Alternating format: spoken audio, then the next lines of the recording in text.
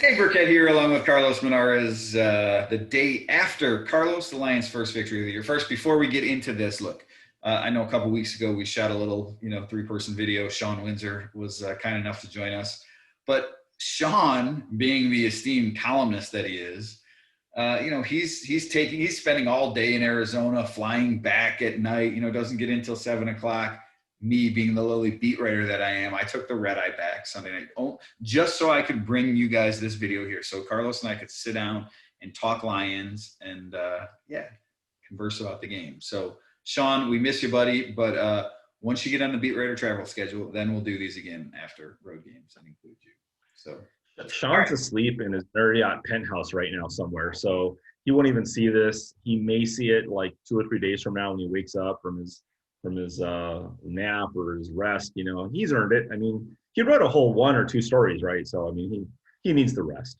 The columnist life, when you're, I just wonder, when your driver takes you to the airport, do you also have like a back massager like in the seat, or is there a person back there with COVID that's, giving you a massage? I don't know how that works, but Yeah, I'm sure Sean will explain it all to us next time if we ever see him again. We'll, maybe, we'll yeah, he'll maybe. tell us about it.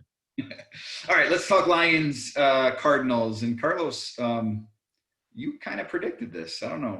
Maybe you get lucky every once in a while, but you foresaw the Lions, after as miserable as they played the first 2 weeks, blowing double-digit leads in both of those victories, or both those losses. I'm sorry, pulling out a victory here against the Cardinals. And I don't know if the game played out as you thought, but look, let's give the Lions defense credit. This was as well as they've played all year.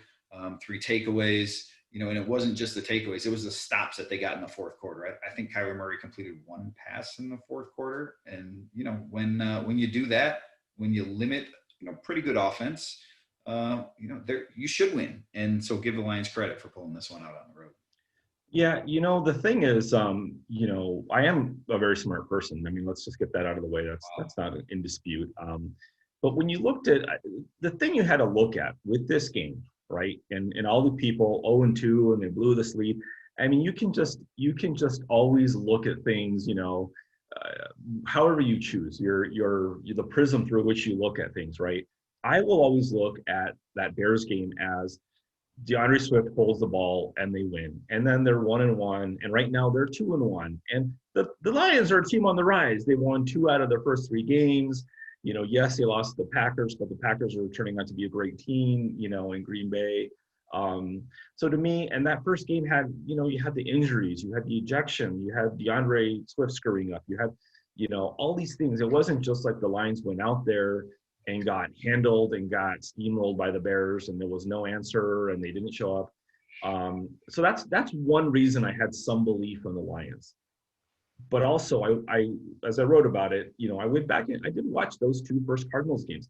I wasn't that impressed with Kyler Murray. I mean, the guy has tremendous ability. I mean, his ability to improvise and escape the pocket is great. I mean, I don't know if anybody does that better right now. His shiftiness, he's just quick. He's just a quick little dude, and he's really smart about how he runs. He doesn't like to run a lot unless he has to, but when he sees those openings, he acts on it. He takes advantage of these big gaps in the defense when he sees them.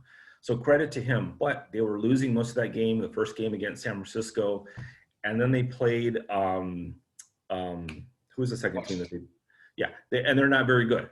So that was not, Washington is not a very good indicator. They beat them handily, but I just didn't see this, overall great precision game in him. DeAndre Hopkins, I think, is great. Kenyon Drake, I think, has run really well. But I just didn't see that team as being this indomitable, unconquerable team. And let's face it, last year was a fluke. What I've mentioned this several times. Sam Martin doesn't get a kick block that goes 11 yards. The patented, Sam Martin kind of choke job, kick. That if that doesn't happen, they don't lose that game. Yes, they allowed them to come back, but I just saw the Lions as having, the right pieces. And then when they had more guys back, Kenny Golladay, chief among them, Nick Williams, these guys, I thought it was enough to get them really close. And I thought they'd get a pick for sure or a turnover. And obviously they got 3. So I didn't see that many, but I thought the defense is going to come along. It's kind of been their preseason. They're gelling a little bit more. It takes time. I just saw it all coming close to like, hey, they have a chance in this game. Well, I think, you obviously some of the one flaw in your logic with that first game, right? Yes, DeAndre Swift, they had a chance to win, but it was Mitch Trubisky. You play Mitch Trubisky, you should win. Okay, that's bottom line. Okay, he's already been benched and Pro Bowler, never, Mitch Trubisky. How many? Yeah.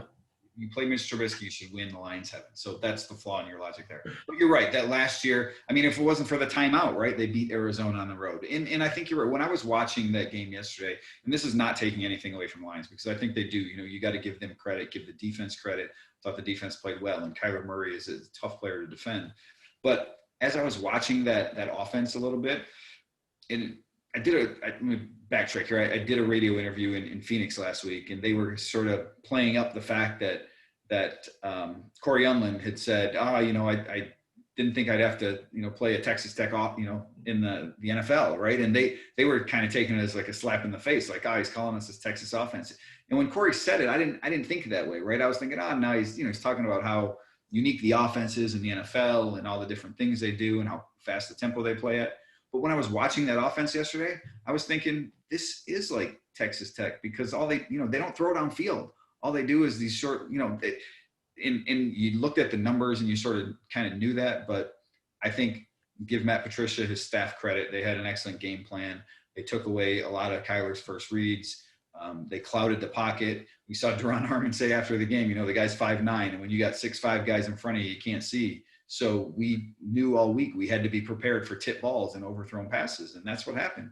Kyler Murray was not sharp, and the Lions took advantage of that. And again, that's not taking anything away from the Lions to say the Cardinals maybe didn't quite live up to expectations, but it's a good win. No matter how you cut it, it's a good win to go on the road and beat a pretty decent team. And it was a win, most importantly, that the Lions needed because, 0-3, the season's essentially over. 1-2, you're still not in great shape, but you got a beatable Saints team this week, then a bye, then a manageable October. So I think there's, far be it for me to say there's a lot to hang your hat on right now if you're Lions fans, but at least you can, you got that monkey off your back and now you can sort of get ready for the Saints here this week, knowing that, hey, we still have some season left to play for. Yeah, you know what, and just the thing you have to remember, and again, this is like the stat thing going back and forth, right? Of, like you can look at it however you want. That Bears game, whatever the starts, they're 1-2. Did everybody really think they were not going to lose 2 games at some point in this season? Of course they were going to lose 2 games at some point in the season. Not just the fact that it happens early, right? So everybody gets all worried about it. Say that again. No, I'm sorry. I was jumping in and our internet connections must not be synced up, stable, whatever. I was saying not just, all season long, but losing 2 in the first 4. When you looked at the schedule to start, you sort of knew that, hey, this is, the Lions don't have an easy schedule to begin with, right? So it's no surprise that they lost a couple games early on. It's just the way they lost that Bears game and then getting drilled after having a big lead against the Packers. That's what left such a sour taste in everyone's mouth. Yeah, and I think that's one thing that I believe that when Matt Patricia talks about this, when he talks about not riding the roller coaster, the emotional roller coaster, I do believe that he's pretty good about that. The players are a little different story, but he knows that Chicago game was won. The whole thing about firing Patricia and firing Quinn and all this stuff, you always have to look at it from the perspective of owner.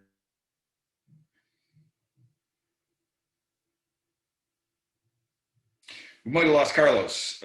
Looks like we have a frozen screen as he's sitting here mid-picture. So I'm going to talk for a minute and see if Carlos rejoins us. Look, I know the Lions, again, everyone was down on the Lions. And I'm still not completely sold on where the Lions are at this point in time because, 1-2 is not in great shape. And, even though the Saints have looked very vulnerable here, they're still a good team. Elvin Kamara, they should get Mike Thomas back this week. So that's a pretty good offense that can give the Lions defense some trouble. And, as well as the Lions played defensively Sunday with the 3 turnovers and the couple late stops, defense is still the biggest issue for this team going forward. So that's where things sort of stand with this team. I wanted to say, this is what I was going to ask Carlos before we signed off here was, kind of the biggest reason for optimism coming out of that game? And I think you can point to a couple things. One, of course, the defense, which we talked about, and that's the turnovers. This is a team that had 0 turnovers in the first 2 games and didn't really have a lot of opportunities. Going back to last year, getting takeaways was a big problem. And I tweeted this out during the game. This was the first time during Matt Patricia's tenure that they've had multiple interceptions in a game. So the takeaways were an issue, and I think that's an important thing for this Lions team right now. That maybe they can hang their hat on a little bit going forward, at least to get that jump started. The other thing that I thought was good, and look, I think there's still some issues on offense, right? The red zone conversions were not great. They settled for far too many field goals, but getting Kenny Golladay back, and Golladay didn't have as big a game as he's going to have at some points this season, but Kenny Golladay, the touchdown catch that he made, the other third down grab that he made where he was sort of, had to catch a ball that was behind him. Here's Carlos joining us back again. I kicked you out, Carlos. I was like, I don't like what he's saying. Kick him out. But those were 2 reasons for optimism in my eyes. And Carlos, I was just telling the people out there, beyond why I kicked you out, you're going to have to go back and watch that part of the video. I was saying that, the one thing I wanted to ask you before we signed off was just what's the biggest reason for optimism that you saw yesterday in the game? Is it the defense, the turnovers? Is it getting Kenny Golladay back? Is it, some of the pressure that they were able to finally generate? Jamie Collins, his pressure led to that first interception. I don't know. In your eyes, what's the biggest reason for optimism coming out of that game? I would say to me, that game, they played all 3 phases, really well. It was all 3 things, Jack Fox is punting great, but, Prater's making kicks. What a find. Stafford is actually not, and Stafford is actually not as sharp as he could be. He's just off a little bit, and that's, again, the training camp and everything. But the thing I've noticed in these 3 games, I think, is the players are playing. They're playing hard. It's not like they don't want to play. I mean, Jeff Okudah's out of shape. He's not game ready yet. Little things like that. I mean, you can't have this kind of a weird COVID offseason. Well, that's the thing. Is like you have to wait. I mean, I like the way that this team hasn't given up. Like, you can say they gave up leads and this and that, which is true. But they haven't stopped playing. They haven't been completely out of it. They haven't, the vibe I get from the team is that they haven't quit. They haven't not responded. Even if they've made mistakes. Adrian Peterson misses a block that leads to Stafford throwing an interception in Green Bay. These little things, they have to. They will be worked out as the team gets more reps together. I like the talent they have. They use Jesse James. There's little things that you've seen from this game, from the Cardinals and from the 3 games collectively, that it all adds up to this team is going to start hitting its stride, especially when they start playing the easier teams like the Panthers and Washington and all these other teams, Jacksonville. Then suddenly it's going to be, oh my God, wow, look at how good the Lions are. Well, it helps when you have easier competition. But I like the way that they've stuck together. I like the way the 3 phases worked really well together yesterday. That's what gives me the most hope that this team knows. Interceptions and turnovers, they come and go. You can't really control them too much. But I think that this team has room to grow. People will say they had nowhere to go but up, right? Well, they will grow a little bit. I think especially defensively, they'll find their footing a little more. As long as they avoid injuries, big injuries, they have some hope. What did you think? What was your biggest takeaway that why they might be better? Yeah, look, to your point, I think they ran the ball really well early on, right? Adrian Peterson, we saw a heavy dose of him. I think that's a big part of the offense, or why the offense can be successful, because there is a little more balance this year. So even when Stafford isn't having his best day, you have some other things, some other ways to move the ball, some other ways to score points and control the clock and keep your defense off the field. The turnovers, the takeaways, that is, to me, that's, the Lions would really need to get that going, because this defense, I still have a lot of questions about it. I do. And I don't know how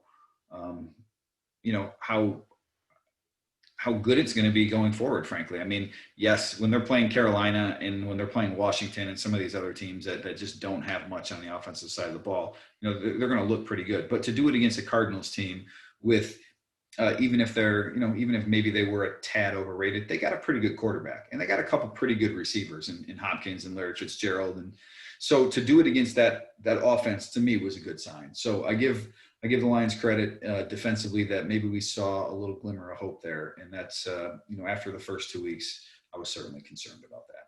So, look, I don't want to take up, too much time here because, obviously our internet connections are what they are. We always seem to run into issues, or every once in a while we'll run into issues doing these things. But the last thing I wanted to ask you here, look, Jeff Okudah, Desmond Trufant should be back this week. Jeff Okudah was, he's had some rough moments here the first 2 games and everything. But I don't know, that's, the rookie class in general, you're talking about reasons for hope here, I guess, right? Jeff Okudah, DeAndre Swift only played about a half dozen snaps yesterday. Julian Okwara still not playing much. Is that one of them too, Carlos? Can you see these rookies growing as the season goes along and taking bigger roles and maybe contributing more to what we think this Lions team can be? Because we're in the type of year that we're in, and we just this is what we're going to have this year. I wouldn't count on it. I mean, I think Okudah may be in a little bit different boat, but my guess is that if Trufant comes back, they don't really want to have to play Okudah more than he needs to. That's just as much as they talk about cornerbacks having short memories and all that. He's the number 3 right now. Number 4 when Justin Coleman's back. Yeah, he is. Yeah.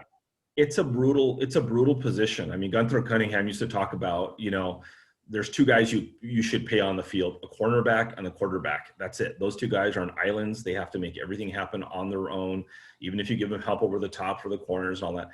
It's just rough. And they're going to always try to match up DeAndre Hopkins or whoever the elite, if Michael Thomas comes back this week, guess who he's going to be trying to go against? It's just too hard of a challenge, especially with this weird off season. I don't like that of hurting the guys' confidence that way. Yep. So I think you could mix them in. I think Patricia, as much as you cried about Tracy Walker and they finally put Tracy Walker back on the field for you, I think that you were smart, credit to Dave. I think that's what they'd like for Okudah is mix them in when they can. Situationally, they use a lot of defensive backs. I think there's 12 defensive backs on the field usually in Patricia's defense. So for sure. So that's, I wouldn't expect the rookies to, will you see more, Julian Okwara? Sure you will probably, but I think that they're going to be judicious because you saw DeAndre Swift, right? Yesterday, didn't turn his head around on that blitz, got hit. I mean, it looks terrible, right? I mean, can you imagine film session today looking at that? That's the kind of thing where you want to work them in slowly. I wouldn't bank on them. I think it's going to come to a situation of maybe injuries would force them to play rookies more, but you don't want that. I agree with you, Carlos. I think you hit the nail on the head that, and maybe this is different because I go back to the spring and I thought the rookie class was going to play a pretty big role for this team. And I thought that was one of the reasons why I saw them taking a step forward, but seeing this in action, I know we're only 3 games in. I don't know how much more of these guys, they're still going to play their roles, right? DeAndre Swift can still be that 2-minute back because he can catch the ball. And Okwara, maybe, you can get him some situational pass rush work, but I don't know how much more of these guys are going to play. Just in Okudah, you're right. To me, I see him as being, he's going to play every other series, every third series, something like that, because they need to get his, give him some experience and get him some confidence. And maybe you can do that where you manage it. But the one thing I will say on Okudah is look what the Lions have done with him. I wrote this in my film review last week. They gave him 2 snaps against Devontae Adams end of the first half where they moved sides. They had him follow Devontae Adams. That tells me even though he had some safety help over the top, they still view him as their best, most talented cornerback, right? So they, in a situation like that, maybe they want him on there. Yesterday, they flipped completely. The entire camp, Amani Oruwariye was playing the right side. He was playing right cornerback. Yesterday, he played left cornerback. They moved Jeff Okudah to the right side because that's where DeAndre Hopkins plays the majority of his snaps in that offense because they're so fast paced, they'll line up on the same side a lot of times. So they moved Okudah to that side to match him up with Hopkins. So even though Hopkins had a huge game, and a lot of that came against zone defense, the Lions, they're trying to put Jeff Okudah on the best receiver when the time warrants it, at least a little bit. And again, I know he's got help. I know it's not just him, but I don't know. That tells me that maybe they do think that they can bring him along at some point this year to be, a big enough contributor to really help this defense. So we'll see. Yeah. One of the things that we'll find out going forward here. And look, it's a big game this week. We're going to talk about this later in the week. I know we neglected our pregame video last week. That was my fault. I'll take the blame for that. But we'll have one back Friday for everyone to talk more about Lions and the New Orleans Saints. And it's shaping up to be a big game, Carlos. A game that, if the Lions win all of a sudden, heading into the bye week 2-2, maybe it's not that far-fetched to think about playoffs down the road. Just a little tease. Yeah. All right, that'll do it for us. Sean, we missed you, buddy. Sorry you couldn't join us today. In your like Carlos said, sitting in your suite in the Marriott Phoenician Resort or something like that. I'm sure. Yeah, get back here to lovely Detroit where it's raining and 55 degrees. So, but we'll see everyone else on Freak.com later this week. And for Carlos Monarrez, I'm Dave Birkett, Freak.com.